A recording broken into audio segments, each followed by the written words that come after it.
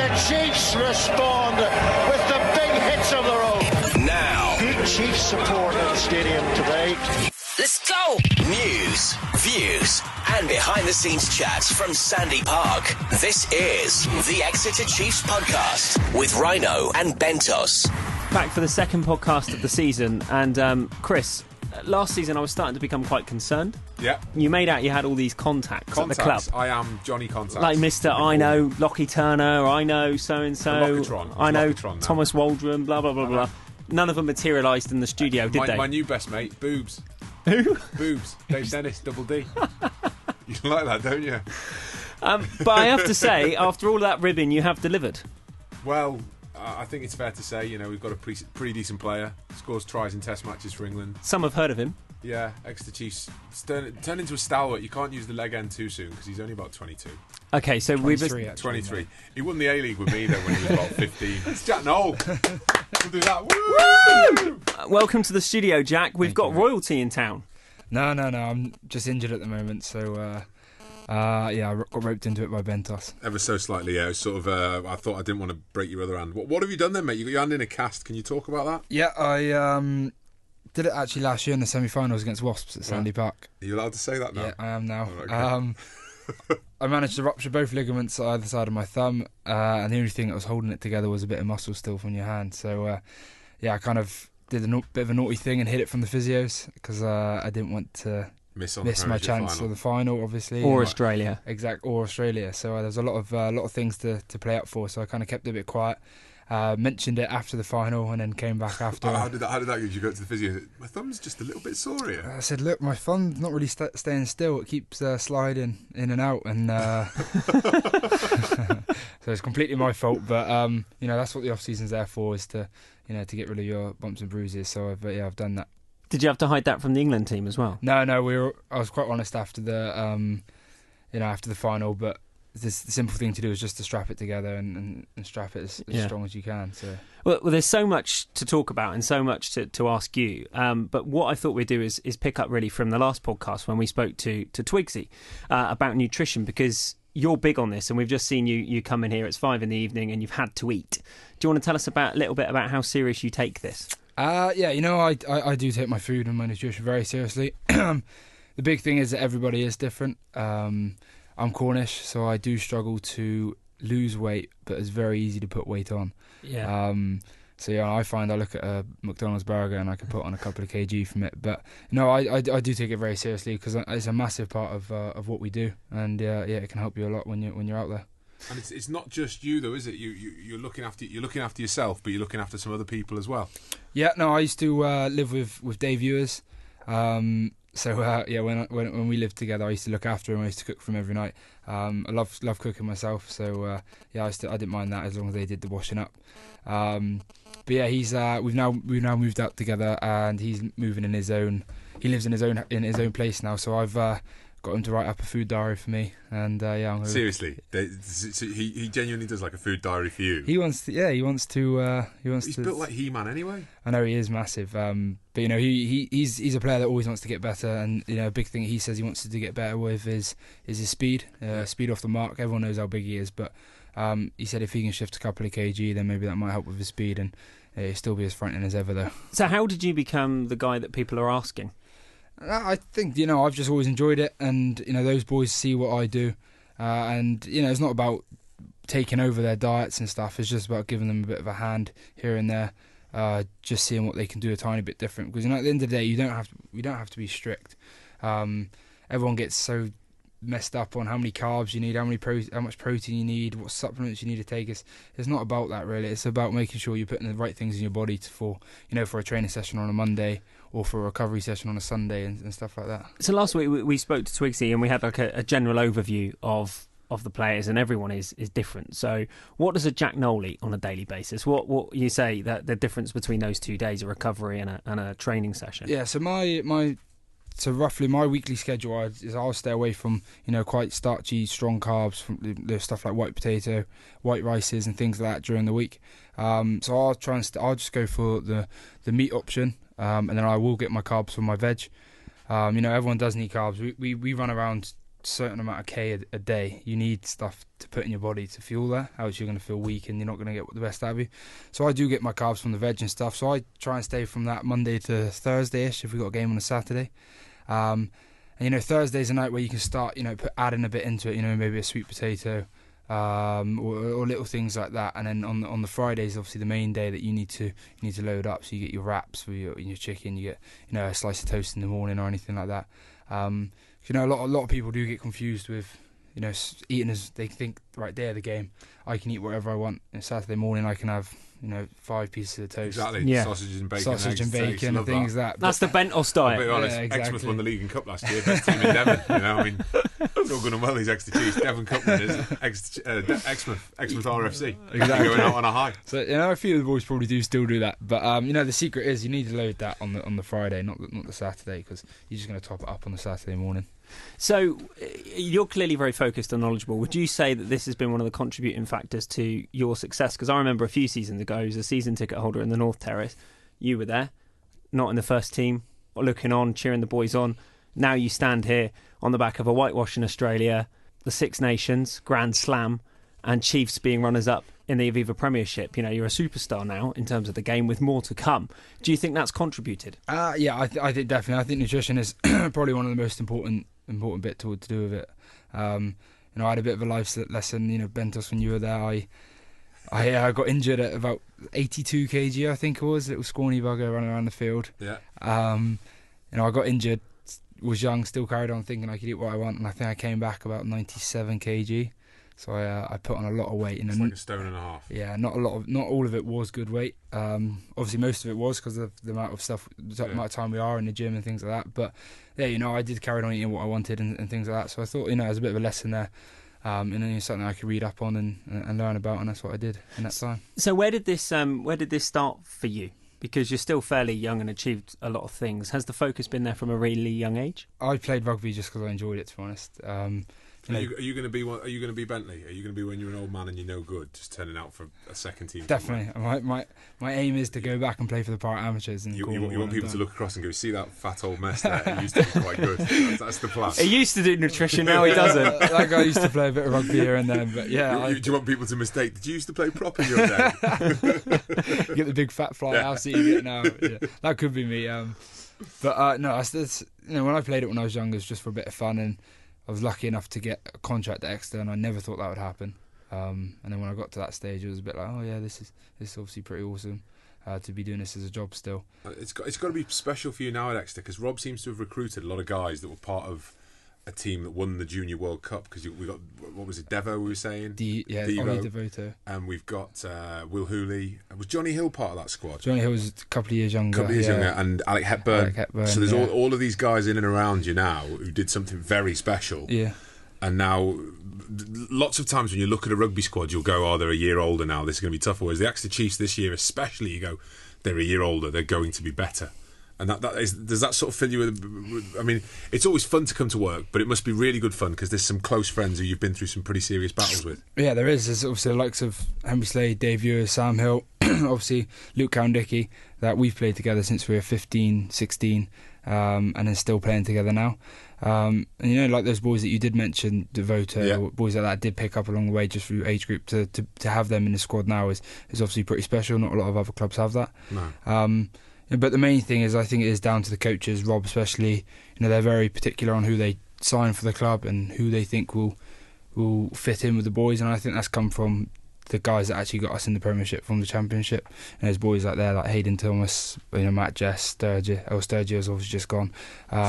Steno, Dolman, boys like that. They're the boys that have really driven it from the start. And the ethos of the camp that came up from the Championship to the Premiership hasn't changed at all. What is that, would you say? What is it that's special? Bentos will back me up here, but I just think it's, we are, it's a bit cliche and everything, but we do play for each other. It's a very family orientated club, and we're all about hard work, and we're just as tight off the field as we are on. When days off, boys still are all together. Some people think you might get fed up of each other, but you do find yourself going into town for a coffee on a Thursday and spending the days with the boys that you've been with all week. You're all getting your uniform as well. The thing is, I'm getting old now because I see them all in their basketball jerseys. This is the trend at the moment. It's basketball. I see Donny Tommy's wearing it. There's a few others come out. They've all got the strut on. It's either white trainers or red trainers. I know where white red trainers. This is like when I go to a nightclub now and I think I'm going to show some moves, and then all I can do is step touch side to side. That's all I've got. Do the players wear red and the coaches wear blue? Because Rob's always wearing blue. Oh, well, Rob's a dad. He's like me. He doesn't understand it. But it's just these young men. It's 25 degrees outside. We don't want to be in a shirt and chinos that you wear every day, mate. So. Yeah, he's Mr. Corporate. He'll show you something. Captain Corporate. I will. I'll say your advertising board. I'll get you an outfit like me, mate. That could be Jack Nowell Nutrition. News, views, and behind-the-scenes chat from Sandy Park. This is the Exeter Chiefs podcast. Let's talk about the rugby.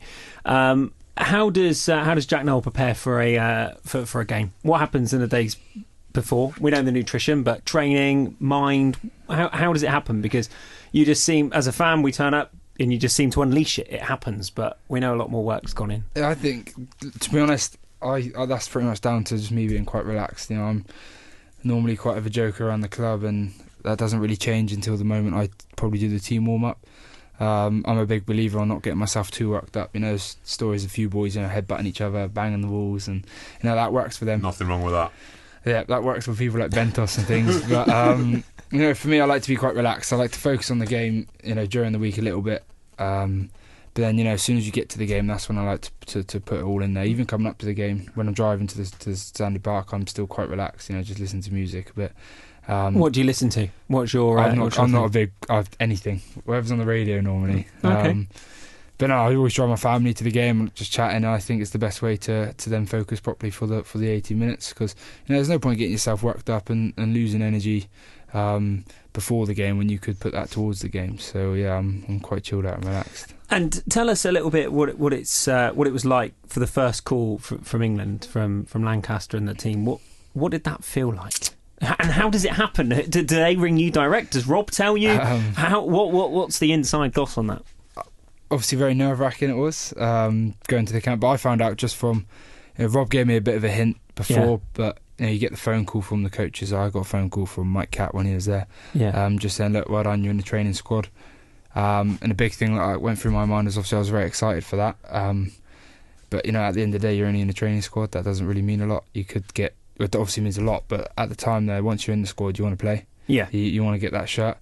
So it was quite easily for me then to flip that and the excitement and get over that, and then really focus and find out what I need to do to obviously compete against the other wingers to get ahead of them. So that was the first thing I thought about. And is there a big difference between the training at Sandy Park with the coaches we know and love here than England? It's completely different. Our intensity at Exeter is probably one of the highest in the Premiership. We're in from 8 o'clock till 4 o'clock most days at the moment now, and that worked for us last year, and it shows what you can do when you put all your time into it. It's very different when you're with England, because you're obviously with a group of players that do different roles in the team, do different game plan, different moves and stuff like that. So when you're away with England, it's all about coming together as quickly as possible and picking up from where you left off last time, which could have been 6 months ago or 4 months ago or whatever. But that's the most important thing. It's a lot easier with Exeter because you're there with the boys all the time, and that's where you spend the majority of your time. So, what are your big memories of the Grand Slam? Well, the biggest memory and the one I won't forget is obviously being in France, winning it, and then also having Luke Cowan-Dickey with me. We had 5 or 6 of our mates that came from Cornwall. And there's a pretty cool picture of us after the day with the trophy. But to have someone there since I played with him since I was 5 years old, so that's quite a special memory to have, and not a lot of people get that. So to have him there with me was obviously very special. And what about Australia? Obviously going down there with a mangled thumb and then again pulling off a phenomenal set of games. How was that experience for you? Because I followed a bit of it through the James Haskell Facebook videos. The Joker. Can I ask a question? How does he get on with Owen Farrell? Does Owen Farrell genuinely dislike him? They do like each other, but Owen Farrell's very serious. He's always doing something to make himself better, and to have someone beside you that wants to video you messing around is not always the best thing. He just seems to walk off, whereas you walked into the back and waved in a couple of them. Well, you got chased by a snake at one point, didn't you? Yeah, Dylan Hartley did that. Right, was yeah. that was... Yeah, that was nasty. I don't like snakes. Yeah, and plus being in Australia, you go to Australia. Well, everything in Australia. Killer snakes. Yeah. Everything. So to see him have a plastic one that looked like it was moving was quite scary. There was a bit of a yelp though, wasn't there? Oh yeah, a bit of, yeah. So they do like each other. It's just Owen Farrell doesn't like being filmed. Yeah, exactly that. Do you take time to take stock of it? Because I mean, look, the star is in the Ascension. You're having a whale of a time at the moment. Do you ever take a moment, just stand back and go, Jesus wept, this is the kid that was at Penzance with Luke Cowan-Dickie, and here we are now running out at Suncorp Stadium or whatever. Do you ever have those moments, or are you just too into the moment? No, the only time you get a chance to think about that is in the off season. You have 4 weeks off. Are you sat there on the beach and you just go, wow? Yeah. I honestly, I was in Cornwall with my family, and you kind of sat down and you're just like, what a season! Like you just have a little think about it. Like, we've obviously got to our first semi-finals and quarter-finals of the Premiership and Champions Cup, and then to get to a final as well at Twickenham is, for the first for Exeter Chiefs was amazing.